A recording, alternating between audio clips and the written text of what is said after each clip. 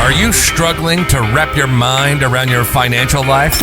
Keys to the Coin with Dr. Paul Etienne is the podcast you need. We'll help you gain confidence in every coin through engaging discussions and financial know-how. Improve your financial literacy, become independent and debt-free, and learn more about the opportunities around you.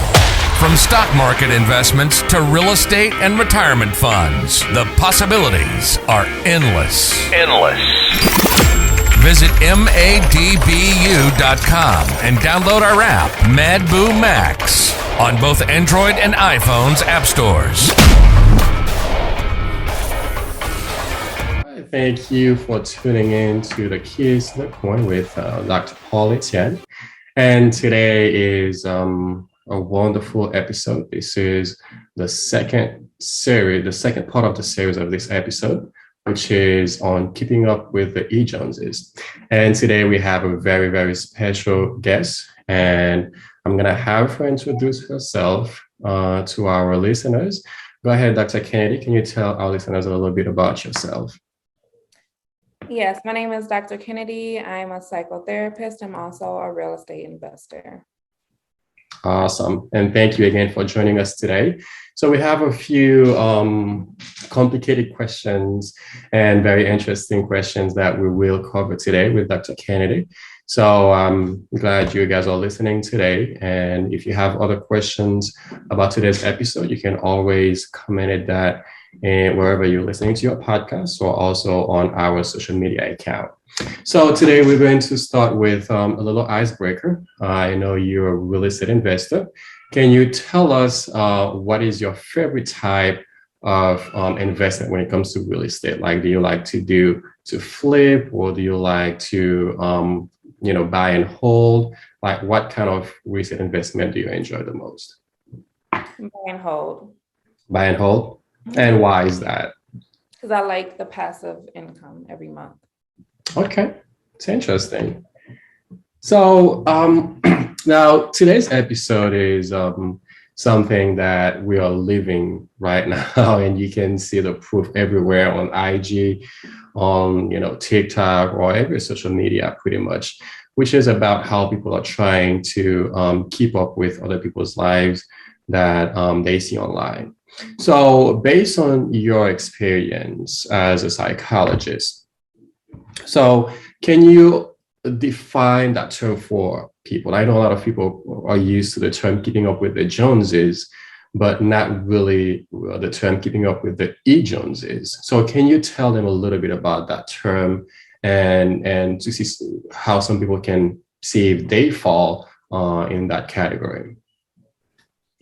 Yeah, so it's through technology, so social media, being able to see things pretty much like more easily, seeing into people's lives and doing a lot of comparison. So just trying to keep up with people that you might not even know based off of what they display on social media.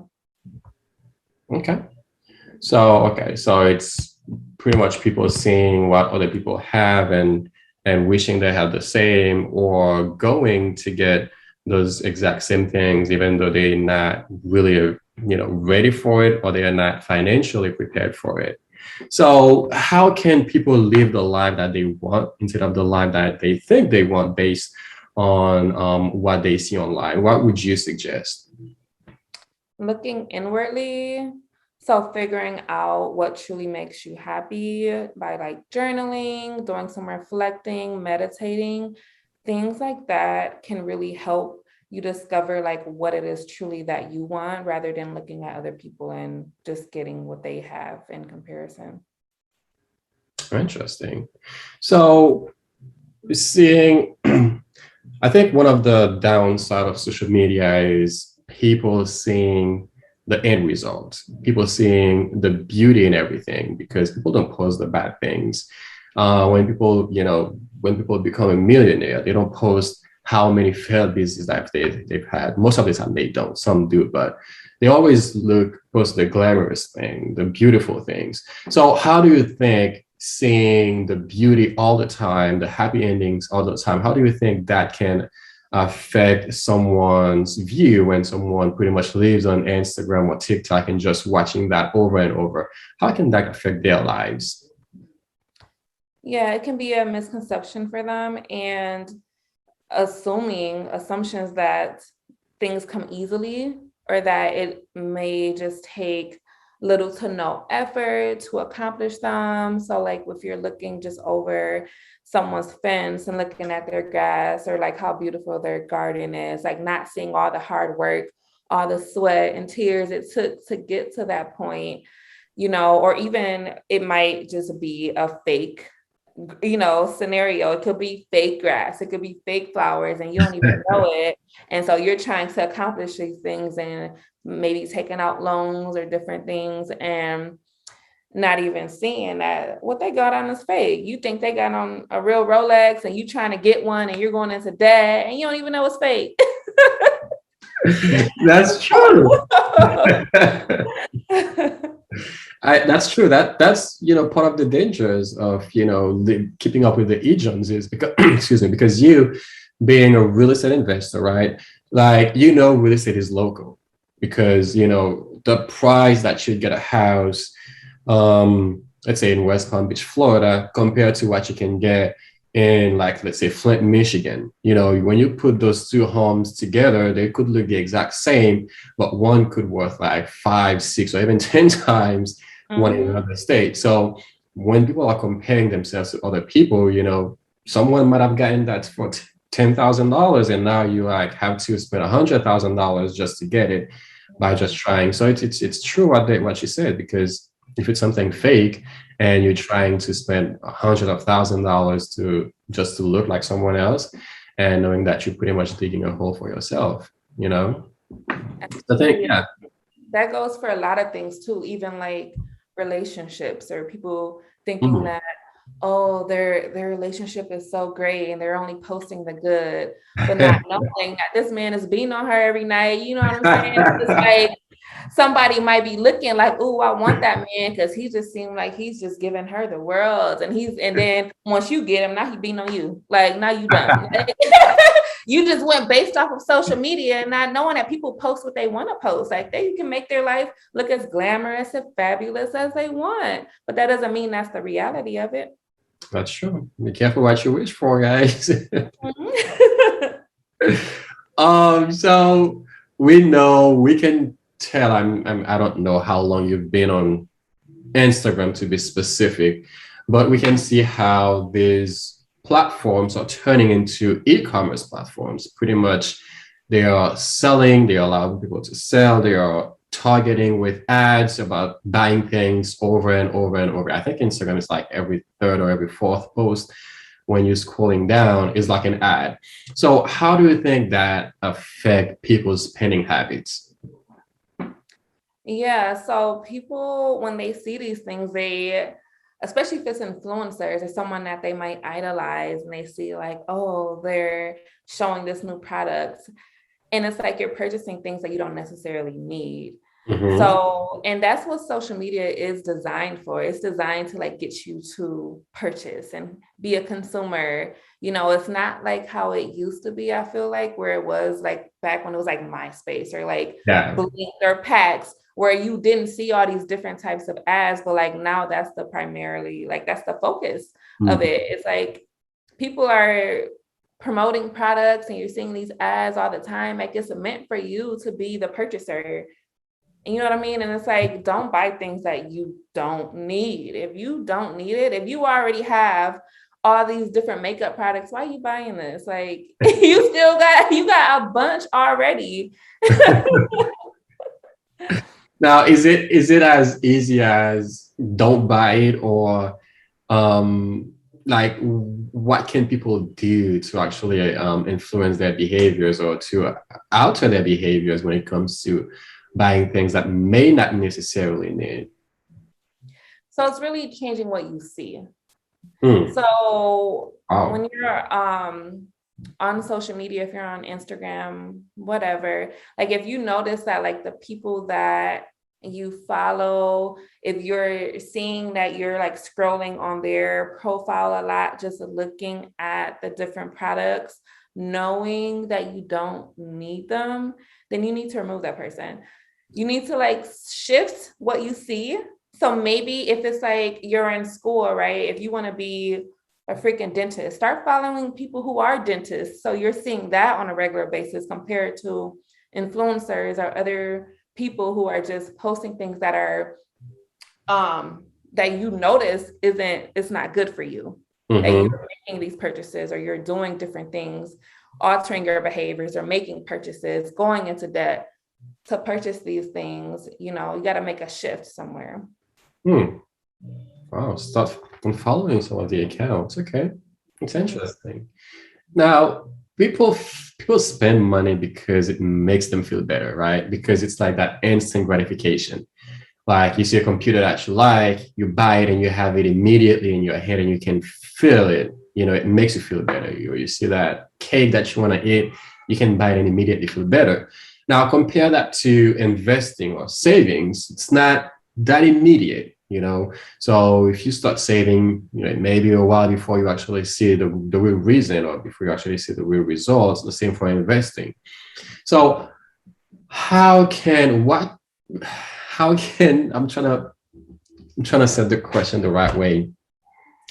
What other things when it comes to money can people do to get that same feeling without having to go into debt? Or how can they avoid that instant gratification status, you know, by not spending? Like how can um, they affect their own behaviors pretty much or alter their behaviors when it comes to instant gratification? Okay, so instant gratification, to do things that's going to instantly give you that without making purchases, you need to look inwardly, like I said before, and seeing what makes you happy. So that can be something as simple as working out or maybe eating something you really like, you know, that's enjoyable. So it's going to be different for everybody as far as like knowing what that is for you. So that's when it's going to take that reflecting, that journaling, looking inwardly, meditating to discover what that is for you. That's going to give you that instant gratification compared to just making purchases. But also understanding that things like savings and real estate, making purchases that are much bigger, or just saving in general, those are things that take time, but it's worth the wait. So not being in such a rush to get gratification from things. So like real estate, when you start to save for that, it's gonna take a grind in the beginning. You know what I'm saying? You gotta see that end result. You gotta know what that is and keep that in the forefront, you know, and not be focused on other things, because it's gonna probably require you to be disciplined, make some sacrifices, you know, but that's all coming from inward too. So like being able, if you know that you typically like to make purchases to feel good, et cetera, you're going to have to start making some changes to get to the point where you can accomplish that bigger goal, which might be real estate or which might be having a certain amount in your savings and so forth. You got to just start making changes, and that doesn't happen overnight. It's going to take time, but you got to be willing to put in that work on yourself to get where you want to be. That's good. That's good. I think you mentioned discipline, self-discipline. I think that is very important in helping people to, you know, do something differently or to stay with some good habits. Is self-discipline achieved very easily, or should people start seeing a therapist, or are there programs out there that can help people to be self-disciplined? What do you suggest? Yeah, so a therapist, just like I said about looking inwardly, a therapist is always going to be able to help with something like that. To get you to that point where you're able to figure out like what it is that truly makes you happy, what can be that instant gratification for you. A therapist is always going to be great when just making those discoveries for yourself, no matter what. But ways that can help is using a planner. So you're not going to get like, as far as making changes for yourself, you have to start making subtle, small changes initially before you get there. So if you have a big goal, you know it's big, you need to make small steps to get there. And those Mhm. small steps might be as simple as making a phone call to a realtor to learn, you know what I'm saying? Or making a phone call to someone that can potentially be a mentor for you during this process. So it's like those simple things is what you need to start to write down. Writing down makes a huge difference. Even as a therapist, with my clients, I always try to push them to write things down, because you're more than 40% more likely to accomplish those goals when you write them down, because you're Mm, making it real for yourself. yes. You're not just thinking about it, because 95% of the time when we just think about things, it just lingers away. So that makes it real. You're going to see it. And also just looking at your planner consistently, not just writing things down and then pushing to the side. Like, no, look at the future. Like, what do you want to do next week? What do you want to do the following week? So writing those things down so that you hold yourself accountable. You know what I'm saying? When you look at that Yeah. day, so say it's like Sunday or something, that you're saying you're going to work on self-care, and you're going to journal to look inwardly, right? To figure these things out for myself. Okay, boom. Then you need to be looking on Sunday to do those things. And if not, it's okay. Push it to Monday, or you know what I mean? Like, make those subtle changes, but at least you know that it's there. You know that you need to be doing that. And so when you see that in your planner consistently, then you're going to be more productive over time. You're going to start to see those subtle changes happening, and you're going to feel more productive, and those goals are going to get accomplished. Mm, interesting. I think I saw recently something on Twitter saying that we should normalize seeing therapists without, having an issue, or without, looking for a solution, but just seeing therapists, just because, just like people go to the doctor just for preventative care. What do you think about that? Like, because most people go to a therapist when it's like the end of their cycle, like they can't take it anymore. That's when they look for help. Can people just look around and just, check like they do with their normal physicians, or what do you think? Absolutely. Yes, nothing has to be wrong with you for you to see a therapist. You could Mhm. just be trying to make your life better. You can be in one place, like I had mentioned before, like a student, right? Yeah. Someone that wants to be a dentist or something. You could be doing very well in your life, but you just want to talk to someone to help you to get to that place. You might need to do some little tweakings in your life.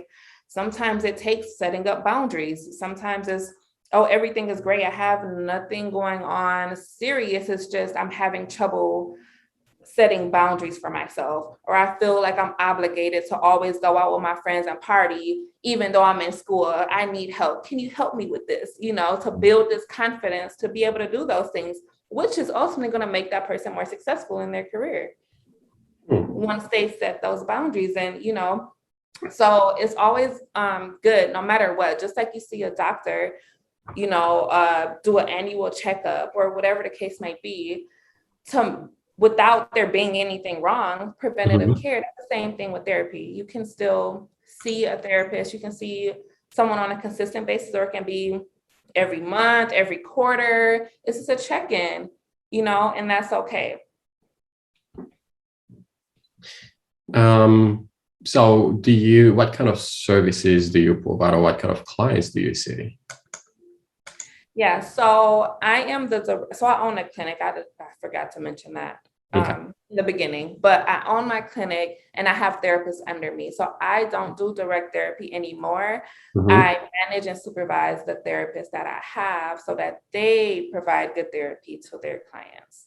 Oh, okay. So if someone who's listening right now needs some help, they can reach out to your therapist to receive that help, correct? Yep. So they can reach out to my clinic, they can call, they can email, and then I'll get them set up with the therapist. Okay, I'll get the information from you once that episode is done, and I will write it down somewhere here in the description. If anybody is interested in receiving more help or talking to a therapist, they'll know exactly how to reach you. So I want to get back to, excuse me, the question of spending.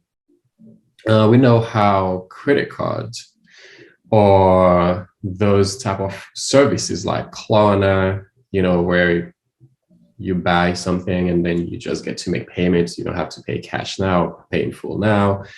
I think there's a lot of other programs like that. The fact that people never touch that money, or people don't know exactly, like it's not tangible. It's not like you have $1,000 in your head and you see, okay, if I spend $100, I'm only going to have 900 left. So I may want to keep my money. But for money where people can't really hold it, how do you think that affect how people spend money? Because it's pretty much not their money. They say, buy this on Amazon and, just pay us $20 for the next 24 months. And you never really see the money that you spend. How does that affect people's behaviors? And is that something that's done on purpose, like intentional, or? So I think so, because they're not seeing it and they're able to get the things right away. So whether it's, I think I've even seen it for like trips, like flights, you can do that, like all these different things where you can use these.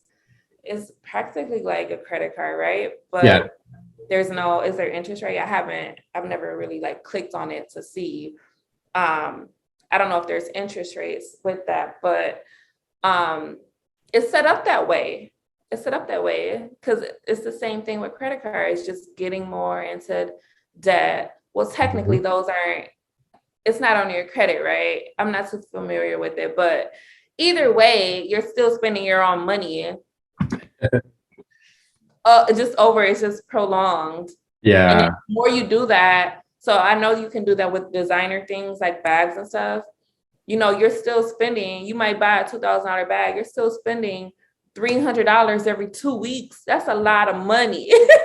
That is. Especially if you're doing multiple items at a time.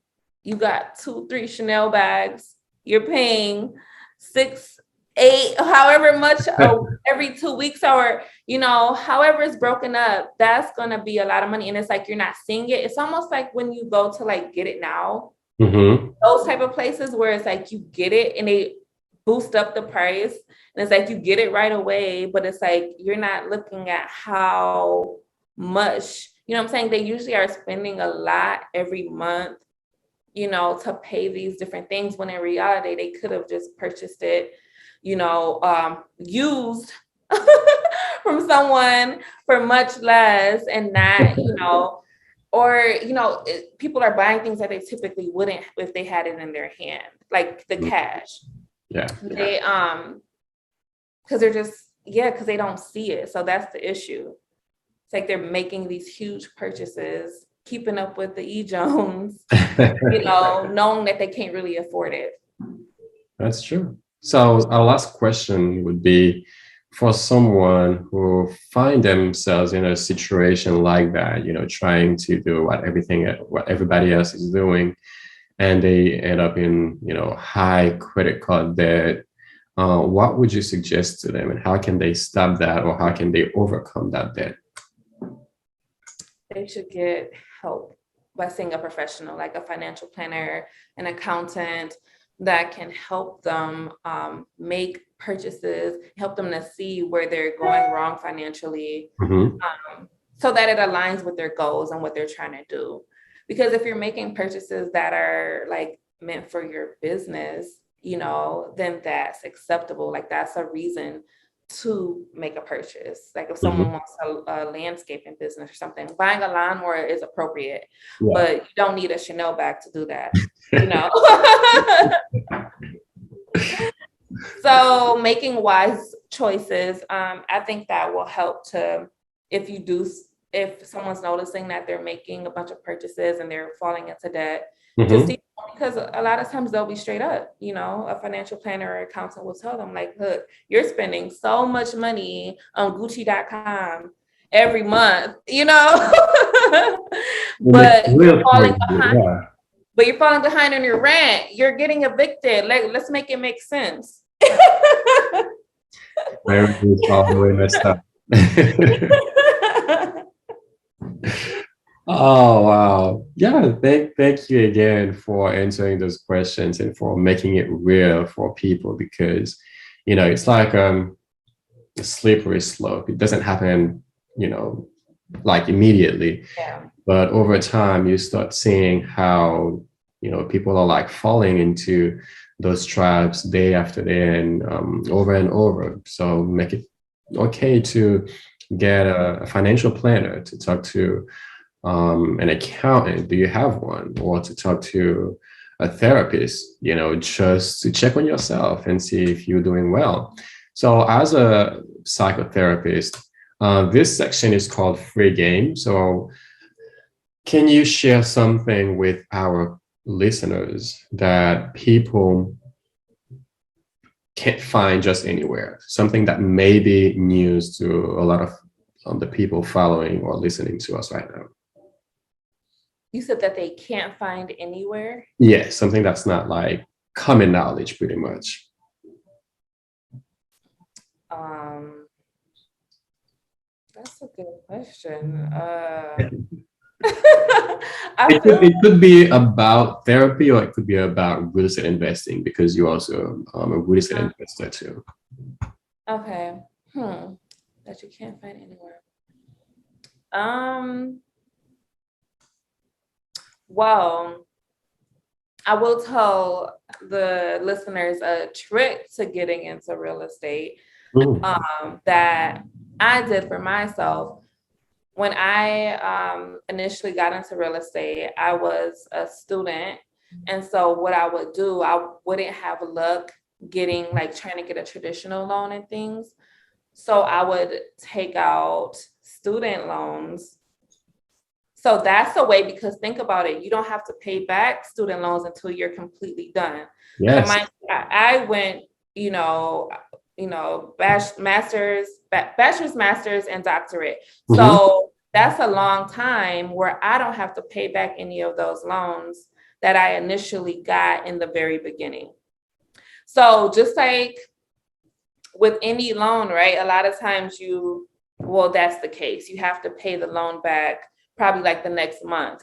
Hmm. You're a student and you want to get into real estate, that would be a smart move, is to take out student loans to help you get into the real estate industry. So, and there's also a lot of first-time home buyer programs. So taking advantage of those initially, if that's something that you're interested in, which is real estate, take advantage of those programs because a lot of times they come with a lot of benefits and rewards where you might only have to pay nothing, well, you might not have to pay nothing at all as a down payment, or it might be a very low price. The first house that I purchased was only $3,500. At the time I was a student, I didn't have it like right then and there, but I was able to take out an additional quick loan from my student loans and to purchase it. I didn't have to use my work money or anything. Hmm. I was very young, that's just the way young adults can get that passive income right away. Doing the first time home buyer programs, then I did it again. Student loans. Very good. I still, to this day, I still haven't paid back any of that from the very beginning. But Mhm. now I have so much passive income that's going to be nothing. Yeah.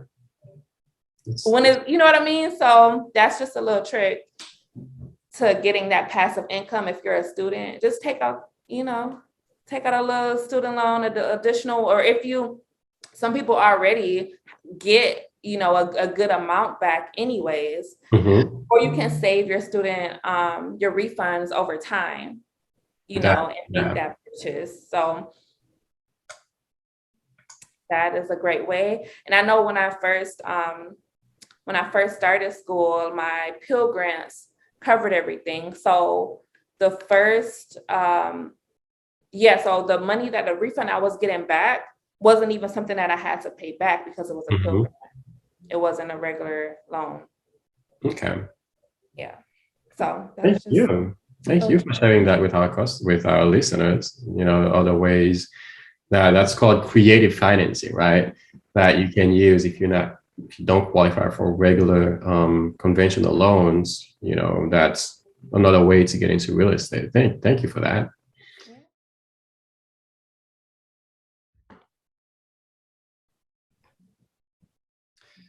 All right, so this part is about our episode on how to, or don't be keeping up with the E Joneses or keeping up with the E Joneses.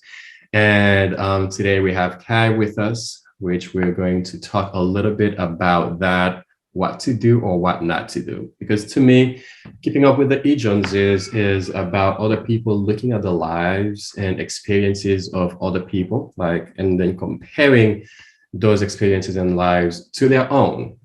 So what they do is they do whatever they can to match that or to live that person's life. And that can result in a lot of financial difficulties or even emotional issues, depression or anxiety, just trying to keep up with other people's lives. What is your opinion on that, and how can people avoid trying to live other people's life, especially with the internet and IG, where everything is just beauty, everything is just perfection, everything is just great results? Like, how can people live their own lives and stay away from what other people are doing?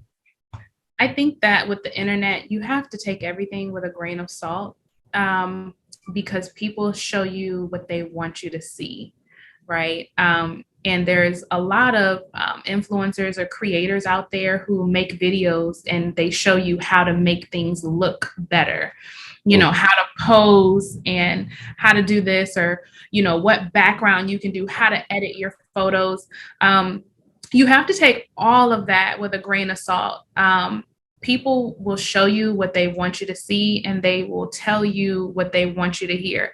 At the end of the day, you have to keep your eyes on your own paper, because while the internet is big and we're always on it, we have to understand that, like, what's right in front of us is important, and making sure that we live our lives to the best of our ability, and making sure that we're happy.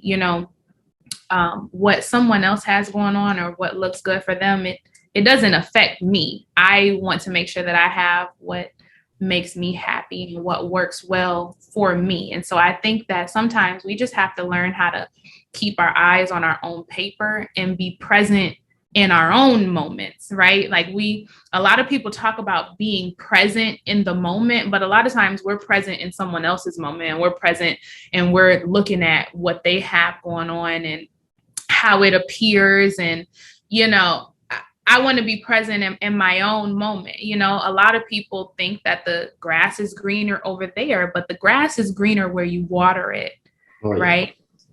So you have to keep your eyes on your own paper. The saying, what they eat don't make you, so you just have to worry about yourself, right? And it's hard. It's hard because there's so much flashiness, and they have this and they have that. Worry about what you have, right? I see people all the time with a brand new Mercedes. I drive a 2014 Toyota, but it's paid off, and I love it. I love that car more now that I don't have to pay for it than I did when I paid for it, right? So somebody, they might look at me and say, oh, the leather on the armrest in the middle is coming off. I love it like that. I love it. So celebrated, right?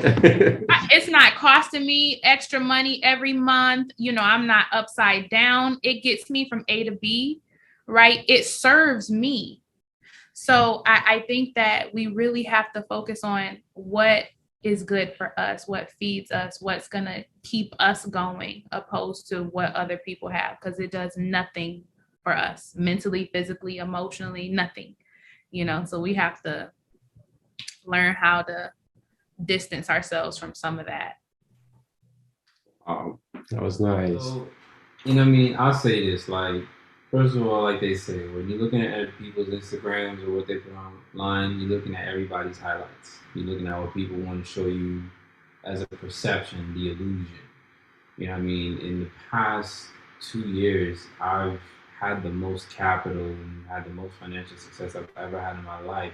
But you wouldn't be able to tell at all on my social media, because I've just never been that kind of person. I'm not the flauny type. And And I think that's what will give you a level of peace. Like if you're in a place where you're always trying to keep up with what you're seeing, you're gonna go crazy. Now, I mean, I have a cousin of mine, I love him to death, but he rented out a Lamborghini Huracan, and he took pictures in it and implied that he bought it when it was rented. And people will see it and like, oh my goodness, all this, and it's just like, yo, when you stuff you see on social media, man, don't buy into it. And then also too, if you're doing good yourself, like sometimes just kind of, I'm not, everybody got their own method, but you gotta understand, like if you letting everybody know that you eating good, you're gonna have a lot of people who want to be at your table.